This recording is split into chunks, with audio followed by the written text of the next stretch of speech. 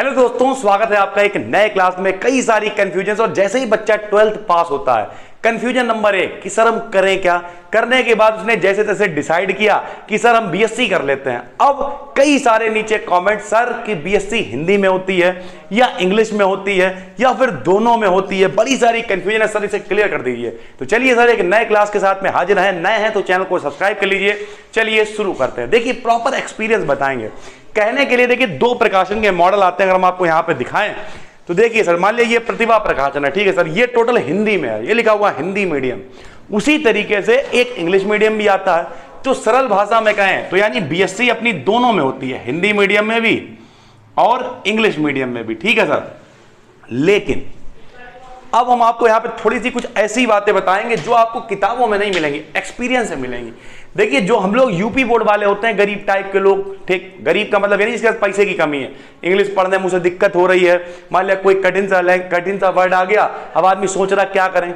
ऐसे लोग अगर टोटल इंग्लिश की तरफ जाएंगे तब उन्हें क्या दिक्कत होगी, उन्हें वही चीज जो वो आसानी से पढ़ सकते हैं। भैया मेरे, अगर हम यहाँ पे हिंदी में 10 लाइनें लिख दें, आप एक बार पढ़ेंगे और आसानी से लिख देंगे। लेकिन अगर हम इंग्लिश में लिख दें टोटल, तो हम सबकी बात करें, लेकिन 85 to 90% लोग ऐसे होंगे जिन्हें वो रटना पड़ेगा। और बीएससी में थोड़ा बड़ा कोर्स नहीं होता है, कोर्स होता है अच्छा खासा। तो आप कितना रटेंगे, पॉइंट नंबर 1 हो गया।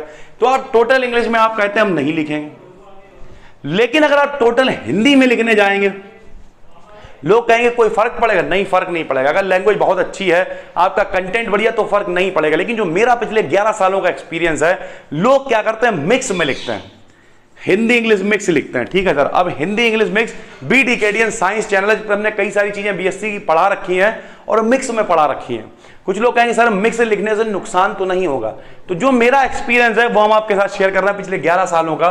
कई बच्चे ऐसे हैं जिन्होंने मिक्स में लिखा और उनकी 72, 74, 68, देखिए टोटल इंग्लिश की तुलना में कम है, यह हम मानते हैं। सबसे अच्छे नंबर किसे मिलते हैं, जो टोटल इंग्लिश लिखता है, ठीक है सर।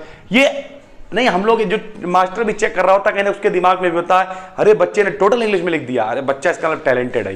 ये दिमाग सबकी स्ट्रेटेजी जैसे नहीं, हम लोग चारों तरफ चिपका हुआ है कि सरकारी नौकरी ही करो, आपको प्रेशर दिया जाता है, भले चपरासी बन जाओ, करो सरकारी नौकरी। उसी तरीके से नहीं, जो टीचर्स भी होते हैं उनके दिमाग में कहीं ना कहीं होता है कि इंग्लिश, जो हमने जिस हिसाब से रिजल्ट देखे उस हिसाब से, तो जो टोटल इंग्लिश लिखता है सबसे अच्छे नंबर मिलते हैं। जो मिक्स लिखता है कहीं ना कहीं उससे कम, और जो हिंदी में लिखता है टोटल हिंदी बीएससी में, कहीं ना कहीं उसकी परसेंटेज बहुत बुरी हो जाती है। कुछ लोग कहेंगे सर आप डरा रहे हैं क्या।